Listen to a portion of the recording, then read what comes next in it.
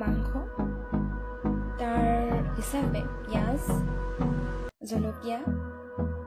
বিলাহী আদা নহৰু আৰু মছলা হিচাপে লাগিব আমাক নিমখ হালধি জিৰা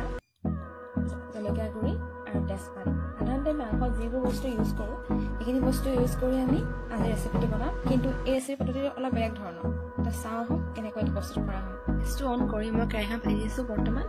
এতিয়া আমি ইয়াত অলপ সামান্য পৰিমাণে তেল দিম আৰু যিখিনি পিঁয়াজ ৰচুন আদা এই আটাইখিনি বস্তুৱে ভাজি ল'ম তেলটো গৰম হৈ আহিছে এতিয়া মই ইয়াত আটাইখিনি পিঁয়াজ আদা নহৰু বিলাহী এই গোটেইখিনি বস্তু ভাজি ল'ম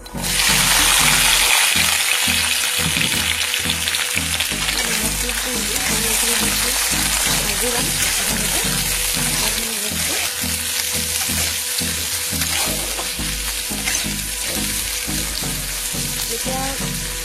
সামান্য সোণালী ৰং এটা ধৰিব গোটেইখিনি বস্তু মই এইখিনি নমাইখিনি পেষ্ট কৰিম এতিয়া কিয় কমাই দিলোঁ পিঁয়াজ আদা নহৰু আটাইখিনি মছলা ভজা হৈ গৈছে এতিয়া মই এইখিনি নমাইখিনি পেষ্ট তৈয়াৰ কৰি ল'ম আৰু সেইখিনি মাংস ইউজ কৰিম মই পুনৰ কেৰাহীত অলপ তেল দি লৈছোঁ এতিয়া মই যিখিনি মাংস আছিল সেইখিনি ফ্ৰাই কৰিম প্ৰথমতে এতিয়া মই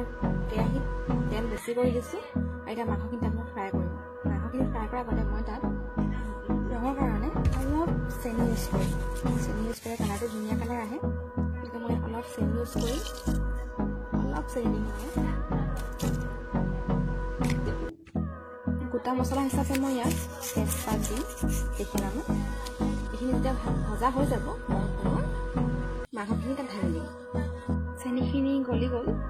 তেজপাত তেলো গৰম হৈ গ'ল এতিয়া মই ইয়াত যিখিনি মাংস আছিলে এইখিনি মই ইয়াত দি দিম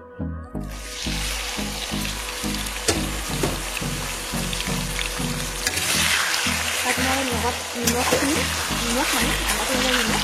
সানি লৈছোঁ এইখিনি মই ফ্ৰাই কৰিম এতিয়া হালধি ইউজ নকৰোঁ শেষত হালধি ইউজ কৰি এতিয়া এইখিনি মই ফ্ৰাই কৰি ল'ম এইখিনি সিজি গ'লে মই গামলা এটা দি কিনে ঢাকি দিম ঢাকন মাৰি দিম এইখিনি সোনকালে সিজি যায় মাংসটো বইল হৈ আছে এতিয়া মই ইয়াত আলু দি দিছোঁ এটা আলু দিছোঁ সৰু কাটি দিলে কাৰণে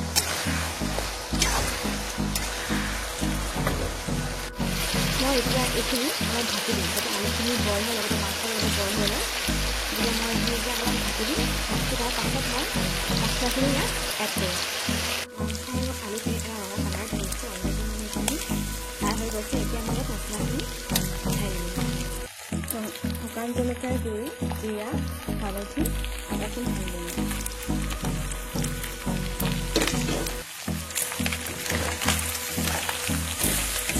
হালধি লৰাই দিম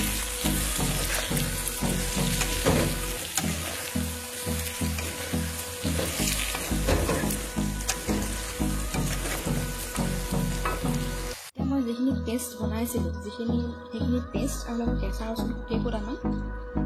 খুন্দি লৈছোঁ সেইখিনি মই ইয়াত ঢালি দিম পেষ্ট আৰু কেঁচা ৰচুনখিনি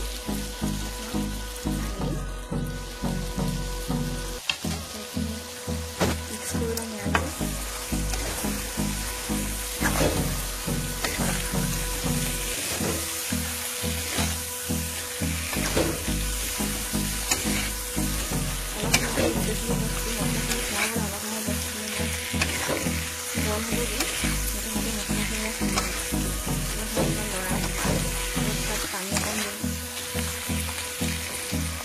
গোটেইখিনি মছলা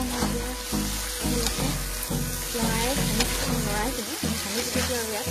গোটেইখিনি লৰাই দিম যাতে একেলগে আনখিনি লাগি যায় মছলাখিনি মাংসৰ তাত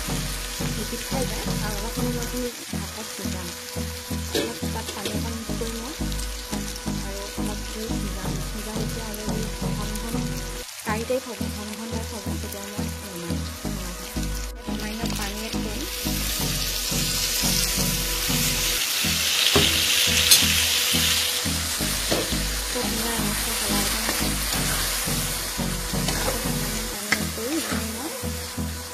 সিজিবলৈ ঢাকি দিম আকৌ ঢাকন মাৰি দিম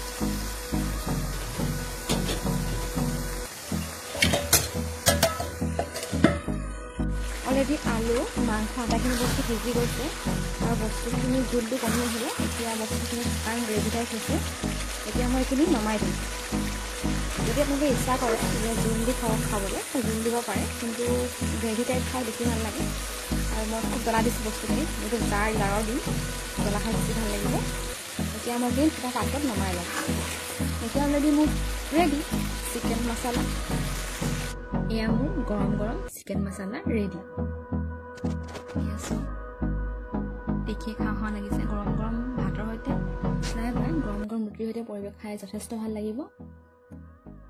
নিশ্চয় ঘৰত এবাৰ ট্ৰাই কৰি চাব নতুন ৰেচিপি চিকেন মছলা